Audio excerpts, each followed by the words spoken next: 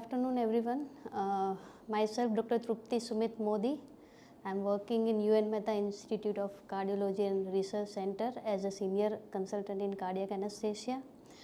So, today I am going to talk about the artificial intelligence in anesthesia. Artificial intelligence has advanced into many fields. Healthcare is also one of them. So, now, what is artificial intelligence? In a layman term, artificial intelligence is the capability of the computers to respond in a manner resembling the human intelligence. The dictionary definition says that artificial intelligence is the development of computer systems that are capable of performing the tasks that normally require human intelligence, such as decision making, object detection, solving complex problems, and so on.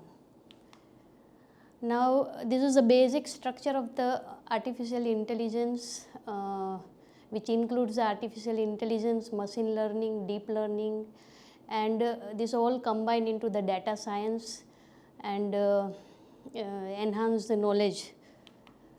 So, what is artificial intelligence? It is basically the machine thinks without the human intervention. So, its artificial intelligence is concerned with the design of intelligence in an artificial device.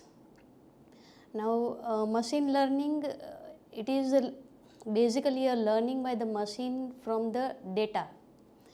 So, it is the field of a study of computer science that gives computers the ability to learn without being programmed. And deep learning is like a human brain thinking. So, deep learning is an algorithm which has no theoretical limitations of what it can learn. Now, this Marvin Minsky and John McCarthy, they are the fathers of the AI. In the 1956, they described artificial intelligence and they gave the definition to it. Now, this is the slide showing the evolution of AI. In 1950 it started. In 1980s the machine learning has come, and now deep learning, data science is advancing so much, and it has a good contribution in our healthcare. Now, we'll go. What is machine learning? Machine learning is a discipline of computer science that uses the computer algorithm and analytics to build predictive models that can solve business problems. Now, there are three types of machine learnings. One is supervised, unsupervised, and the third one is reinforcement.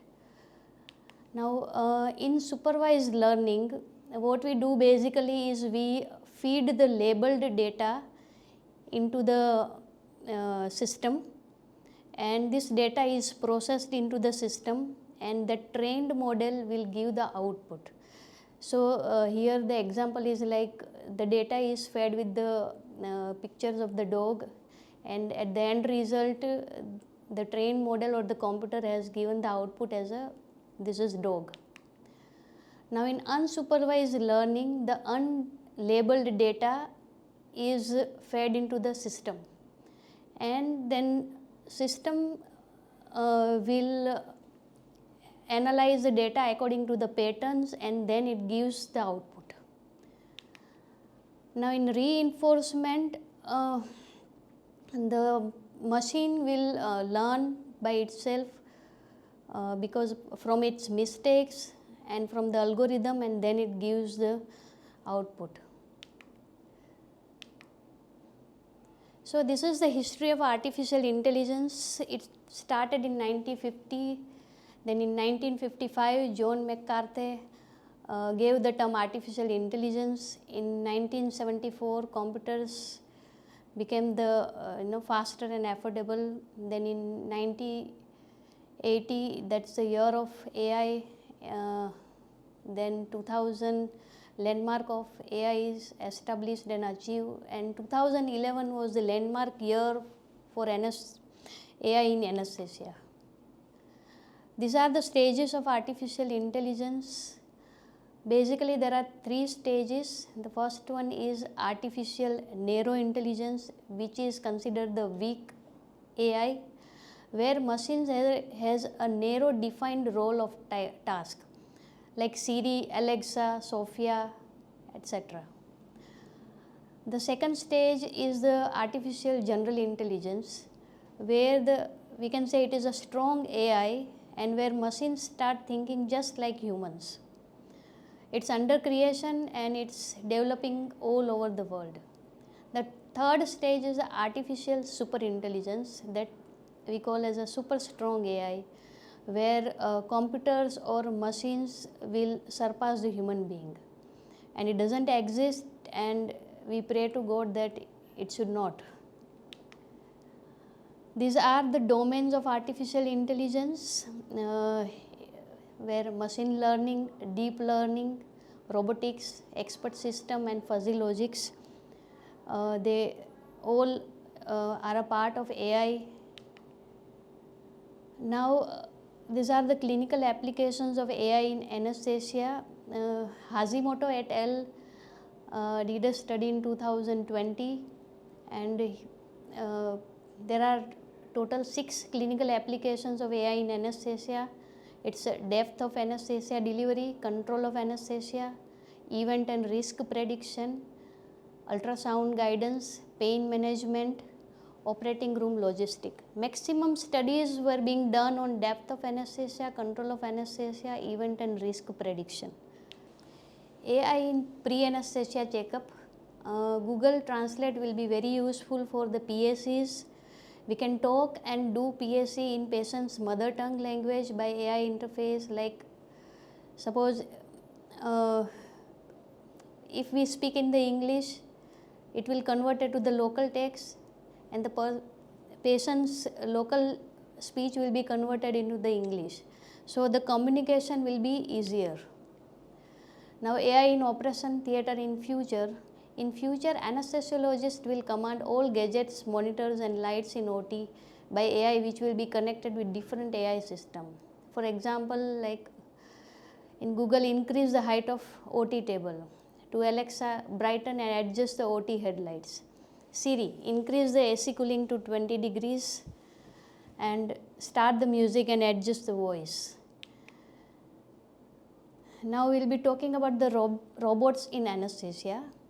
Robot, it's any mechanical system that is capable of interacting with the environment with directed interventions. The key role of robot is its automation, precision of action and high level of reproducibility. Many well-tested autonomous systems known to be safe have not been adopted yet into clinical practice on a daily basis. Now, because of the robots, this repetitive execution of trivial tasks like vigilance, decrement in humans, human fatigue, boredom and bias will not be there. Robots can assist in acquisition of patient data and manual tasks. Basically, there are 2 types of robots, pharmacological and mechanical. They are basically made for simple tasks. Artificial intelligence systems will update the recommendation related to the specific clinical scenarios detected automatically. The primary aim of the robot is to assist the clinician in increasing the accuracy and safety of the care delivered. Now, pharmacological robots. It maintains the patient homeostasis, keeping the clinical variable close to the target value, like a target control infusion system that use the software that deliver the loading boluses to reach a specific plasma drug concentration. The limitations of its use is because it's based on the pharmacokinetic models. Now, new pharmacological robots that titrate the drugs via rapid calculation of current need and adjust the drug delivery. Use of a closed loop system, it allows the marginal reaction delay, minimal amplitude excursion from the target, resulting in a better performance. designed to induce and maintain the three components of general anesthesia: hypnosis, analgesia, and neuromuscular blockage. Recent investigations reveal the parameters such as blood pressure can be autonomously controlled. Now, in early stages, the pharmacological robots were designed for a single drug, single input, single output system. Locker et al. Study shows that maintenance of hypnosis using the closed loop system for isoflurane performs better than the manual control. A 2001 trial using the propofol for robotic drug delivery demonstrated that patients in the automated group has less overshoot of B's target, less drop in the blood pressure, faster extubation compared to the group that was controlled manually. Now, this is the multiple input, multiple output systems in the pharmacological robots. The example is the UNMICRC, that is the new automated system that performed the world's first totally automated administration of anesthesia in May 2008. It integrates a closed loop control of all three components of general anesthesia, where anesthetist can choose between fully automated control or semi-automated. This is the picture of UNMICRC anesthesia. Now, we come to the mechanical robots. There are two main areas of application: endotracheal intubation and regional anesthesia. Now, mechanical robots are basically made for the dexterity. So, now first trial involved was the Da Vinci surgical system for the regional blocks, then the Kepler intubation system, which composed of one robotic arm linked to a video laryngoscope and remotely controlled by a joystick linked to a software and interface. And robotic assistance with the regional anesthesia was done by Magellan system, performs the robotic assisted ultrasound guided nerve blocks. This is the Kepler intubating system, where the robotic arm is connected to the video laryngoscope, and with the help of the joystick, anesthetist is doing the endotracheal intubation. And this is the Magellan system for the nerve block, where the robotic arm is attached to the needle and the nerve block has been given. Now, cognitive robots. It provides support to the anesthetist in clinical decision making. It analyzes the patient data to offer immediate clinical suggestion and reminder and specific up-to-date treatment option. It is also known as the clinical decision support system. It is used as a cognitive aids for the clinician. It is basically an expert-based built-in algorithm that requires expert clinical knowledge. There are non-knowledgeable based systems that use AI to develop algorithms from clinical scenarios. In the B mode of ultrasound images of specific peripheral nerve blocks,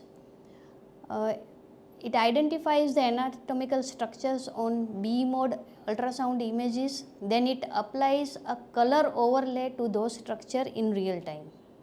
This is a slide showing a simplified overview of the convolutional neural network used in scan-nav anatomy of peripheral nerve block. Here is an ultrasound image showing the adductor canal image, and it is broken down into the layers by downstreaming, and then there is a upstreaming of the layers. At the end result, we can see that the muscles are colored green in color, the artery is colored red in color, the nerve is yellow, and the bone is blue in color. So basically it gives the color overlay to the structures, and all the structures are easy to identify, and the technique to give the nerve block will be more easier. This slide is showing the effect of an ultrasound activated needle tip tracker needle on the performance of sciatic nerve block. Here you can see in the image that needle, when it is coming near to the sciatic nerve, the color becomes green from the pink. So a circle superimposed on the ultrasound image surrounding the needle tip changes its size and color according to the position of the needle. Now, the role of artificial intelligence in echocardiography. So it helps in a real-time LVEF. It's a neural network algorithm trained with thousands of cardiac images. It automatically detects the apical 4-chamber view, endocardial borders, and end diastolic and end systolic times from the mitral valve motion. And it automatically estimates the LV volume and LVF. So this is the image showing the real-time EF measurement. We can measure the auto VTI also. That is a neural network algorithm trained with thousands of cardiac images. It automatically detects the apical 5-chamber view and the LV outflow tract. It automatically records hundreds of Doppler signals and extracts the most representative. Now, the question is, as AI has a big role in healthcare, whether AI will replace the anesthesiologist in future. So my answer is no. As AI is trained to be methodical, but it lacks intuition in context of a responsive patient. It lack of dexterity to perform complex procedure on a dynamic patient. Anesthesiologists have to manage acute situation when patient cannot provide consent and must proceed with a course of action which a reasonable person would want. Intuition is not easily replicated by a machine. Okay.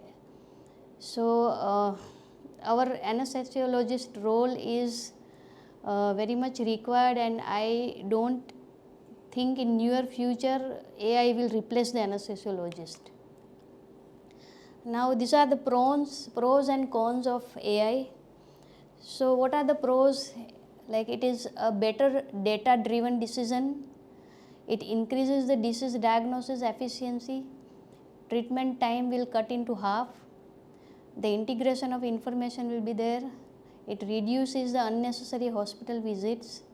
It create time saving administrative duties. Now the cons are concern regarding the privacy and security, lack of curated healthcare data, high initial capital investment, lack of interoperability, reluctance from staff to embrace the AI, and there is a potential for increased unemployment.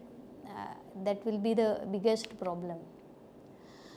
Now this can be the future reality where anesthetist is sitting at home, taking care of a child, giving anesthesia in the anesthesia room.